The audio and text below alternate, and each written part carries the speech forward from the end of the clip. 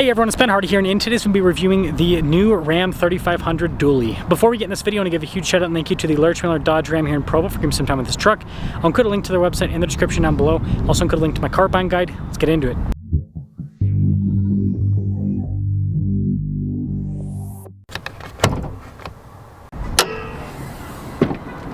Under the hood, we have the new high output Cummins, which is a 6.7 liter turbo diesel inline six that goes through an 8-speed automatic transmission now. It puts out 430 horsepower and then 1,075 pound-feet of torque. Before I move forward with this review, I do want to mention if you want to see more videos just like this, then I recommend you subscribe because I post content every single day. So you notice we got the new style of cab lights there at the top, which looks pretty cool. 3500 heavy duty on the venting here on the hood, and you got the center vent there as well. And then popping down below, we've got the split light design, which is new for 2025. Definitely an interesting look, that's for sure. Giant grille with the Ram logo. We've got fog lights down below with parking sensors, and then we've got recovery points here at the bottom. And putting it all together, you guys can see that this definitely gives the new 2025 a distinctive look. Tire wheel setup is 235 by 80 by 17 with this. You can see the wheels are all blacked out. Ram still utilizes a solid front axle. You can see it is coil sprung though, at least. We've got these big old fender flares here. Blacked out badging on the side. Got the new style of trailer tow mirrors. This one has power side steps, and yes, it is a dually. So you can see the same tire and wheel setup here in the back as what you have up front, but double down with that. And then Ram still utilizes leaf springs. Here's your side profile with the 3500 dually. It is a crew cab, by the way, so it's got the 8-foot box. Now here's a quick look at the key fob. We've got our lock and unlock function, tailgate drop down, remote start. We've got the limited logo there on the back. Press that a couple times so it'll pop that down automatically. You can see we've already got protection here from the factory. We also have an outlet here. We've got LED lights as well, and being an 8-foot box, you've got plenty of space for stuff. You can always pop a fifth wheel in there. This one doesn't have the prep, but easy to add. You can see the new taillight design here in the rear. You've got all of the badges here on the back as well. Parking sensors down below as well. And this one has the little step here in the back. It's just I call it a kick step, so you just kind of lean on it a little bit and that'll pop it out. And that's a good looking truck, folks. This will lead us into the passenger cab. We've got really nice trim up top. You can see the wood trim down below and then the cross stitching. It's pretty cool. Throw this to the side. And yeah, look at this. Nice seats. For those of you wondering, this is still the old crew cab in terms of the style. I mean, you can see with the ice buckets, for example, you got the old style ice buckets. So they still haven't gone to the new cab in the HDs. But anyways, good legroom for the most part. Not as good as the half-ton, but we do have a little storage pocket there. Some wood trim, heated seats, USB ports, full outlet here in the back as well. And then pretty decent headroom. Now this is where we talk about capacities. So gross vehicle weight rating is 14,000 pounds. Our payload capacity on this truck is 5,046 pounds, and this truck can tow almost 34,000 pounds. It is quite capable. Now, as for the door, you can see again, we got really nice trim there at the top, down below with the wood trim as well.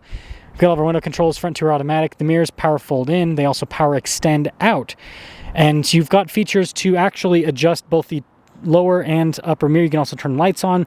Lots of functionality built in there. And then you got memory seats too. And then here are the seats, speaking of those. Really nice trim. Power adjustments on the side. Get your light controls there as well. Pedal adjustment. And let's pop her on. Gotta love the sound of the Cummins. Ram logo front and center. You've got the little control there for the center screen. This does come with adaptive cruise control, even with a dually. Quite impressive, right? Got your gear limiter there, and radio controls in the back of the steering wheel as normal. And then you still have your regular turn signal windshield wiper stock. And this has a new column shifter. The reason I say new, it's electronic. So you got some nice leather trim on it. But the electronic function means that if, for example, you put it in drive, open up the door, it'll be able to auto park itself. Now we've got the new digital gauge cluster, just like in the 1500s, which you can swap between analog and digital view. You've got a bunch of different screen views to show different information. Look at that, each tire. That's nice, isn't it? But pretty straightforward setup with that, and I like how customizable it is information-wise. We've got a 360 camera system with this. Good resolution with all the different camera views. It's nice, even the bed view as well. And then as for the infotainment system, this is the same one that's in the new 1500. So you still have analog climate controls on either side. You still have analog controls for the radio. But a lot of stuff has been put into the screen. And speaking of screens, we have a passenger screen as well, which you can turn on and... yeah. Please get rid of this RAM. Please, please, please. Anyway, or at least make it optional, not standard. Parking sensors are now in the screen. Diesel exhaust brake is into the screen as well. Your trailer brake controls, half that's in the screen. So you got to spend a lot more time with this. And you know, it's pretty quick to respond overall. But it definitely takes away a lot of the analog element. Two-wheel drive, two-speed transfer case, still no four-wheel auto with the Rams. You've got a bunch of USB ports in this area, phone charging pads, which is pretty cool. Got some nice wood trim here. And we do have an outlet down at the bottom of the center console. But you got limited here up top. And this still has a huge center console. So I'm going to move my little tripod out of the way. So you've got plenty of storage space. Camera rear view mirror with this truck. And being limited, you've got the nicer trim on the dash, by the way. And then this does have a sunroof. And then we've got a power sliding rear window. It's just that little function right there. Now being limited, this one's going to be a bit more expensive. Base MSRP is $77,950. This one has quite a few options added to it, including the night edition and everything else. $101,105 is the total MSRP. And this one also has the 50-gallon fuel tank added to it. That's pretty useful if you ask me. But bada bing, bada boom. Let's see how she performs. Well, let us drive this Ram 3500 Limited dually. Finally a truck that has the capacities to tow yo mama. I had to make the joke. 34,000 pounds is quite a bit of weight. But so is yo mama! Okay, I'm done. Anyways, let us see. I'm very interested to see how the 8-speed performs in the dually, actually. Dualies do change the dynamics quite a bit. When you add, well, an extra 2 wheels in the back, not only does it make the truck quite a bit wider, but it does make the power delivery feel quite a bit different. And I do have a question for you guys. So it says we're in 2-wheel drive, but we have 4 wheels in the back. So are we in 2-wheel drive or are we in 4-wheel drive? And then if we're in 4-wheel drive on this, the front 2 wheels are also getting power. Is that 4-wheel drive or is that 6-wheel drive? I think that this is something that we should spend all of our time, effort, money, and resources into figuring out. Man, this thing's got some torque. So the Cummins still, wow, that was a dumb turn. Anyways, the Cummins still sounds so good. It's just this nice low rumble. Sounds like a real diesel. Like when I think of diesel, I think of the Cummins sound. This is easy to drive, by the way. That's one thing about modern trucks. The electric power steering makes it so it's super light with the turn-in. Yeah, so it's really, really easy to drive around. Pretty comfortable for a 3500 series truck. And a dually too. I mean, it still bounces a bit over the bumps, but for what this is, it actually is pretty good. Actually decently impressed.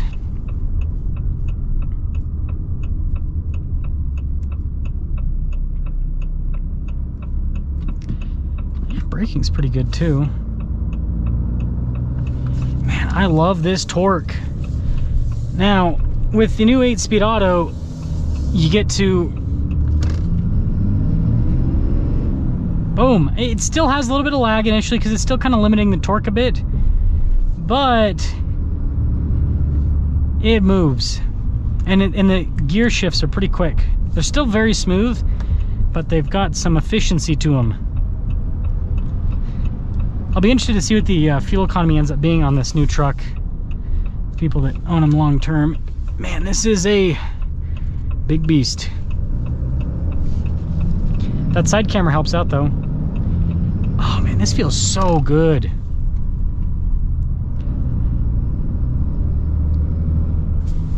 I really want to get this paired against an Ison. I really want to do that, so I'll try to get it as soon as I can.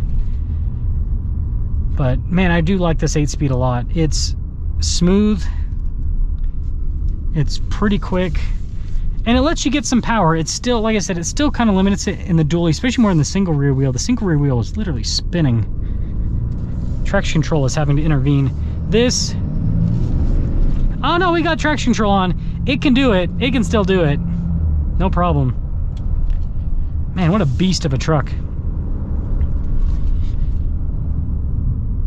So yeah, this improves, I would say this improves the drivability of the new Ram. Not so sure about some of this new tech. It's kind of getting over the top a bit. But the new transmission in the dually, compared to the 6-speed that, you know, the Ison that you typically see in the dualies, I like it. It still has that low end, still has a really strong low end, just like with the Ison, but it also seems to just be a little bit better for driving around town,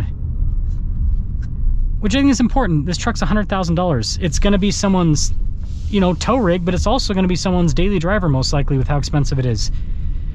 So it's got to be able to do both. Let me know your thoughts on the new dually.